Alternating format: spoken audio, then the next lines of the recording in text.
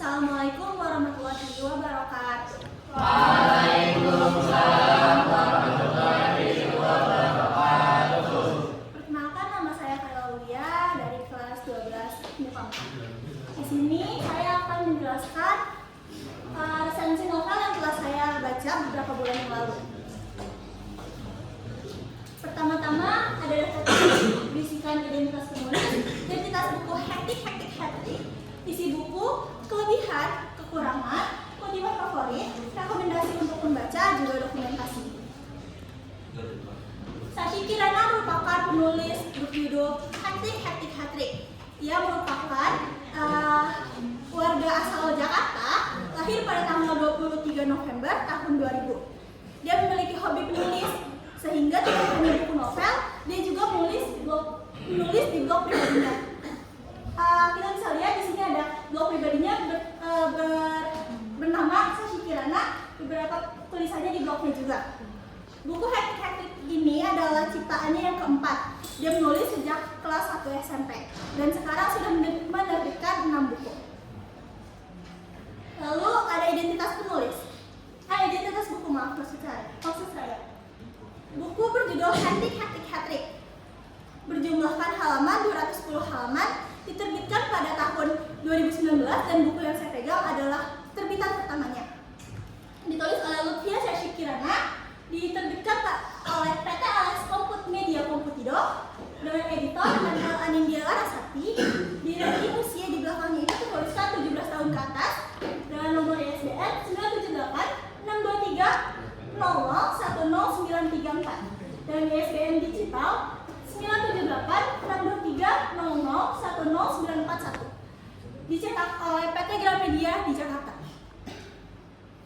Lalu isi bukunya adalah permasalahan tentang blog Safia yang dibukukan oleh pihak sekolah. Safia merupakan tokoh utama dalam buku Hektik. Dia sangat gemar menulis hingga dia memiliki blog pribadi yang berisikan tentang kehidupannya. Lalu suatu saat Safia menulis tentang kritikan terhadap sekolah juga OSIS-nya. Ada pihak yang tidak menyukai tulisan Safia. Dia melaporkan kepada sekolah sehingga blog Safia dianggap dapat merusak nama baik sekolah, juga dianggap kontroversial. Lalu datanglah kakak kelas bernama Irgi. Irgi merupakan salah satu orang yang menyukai tulisan Safia. Dia menganggap bahwa Safia ini perempuan yang keren karena nggak semua orang bisa mengungkapkan apa yang kita rasa, apa yang kita nggak suka, apa yang ada dalam kehidupan kita, sehingga dia dengan senang hati, dengan sadar dia ingin membantu Safia untuk menyelesaikan permasalahan blognya tersebut. Lalu setelah beberapa kali mencoba untuk berbicara kepada pihak sekolah, juga mengobrol dengan banyak orang, akhirnya Safia dan Irgi berkunjung ke kantor kepala sekolah untuk membicarakan perihal blog Safia. Awalnya ditolak, terdapat banyak lika-liku dalam mencairkan pembekuan blog ini. Tapi akhirnya Safia dan Irgi mendapatkan kembali kepercayaan dan Safia diperbolehkan kembali untuk menulis di blog pribadinya.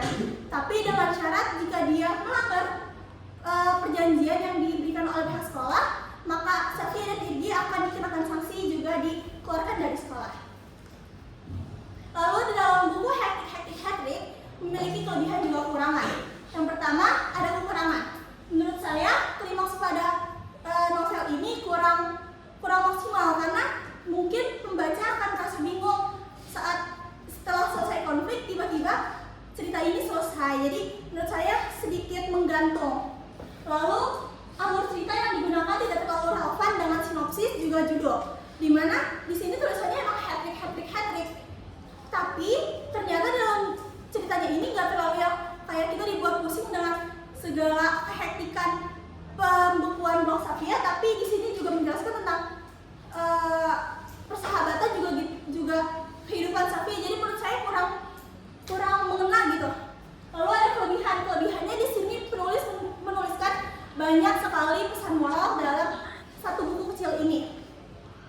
Juga adanya kerjasama, dukungan, dan bantuan dari tokoh dalam cerita, sehingga tokoh dalam cerita ini tidak terlalu sehingga tokoh dalam cerita ini semuanya itu menyala.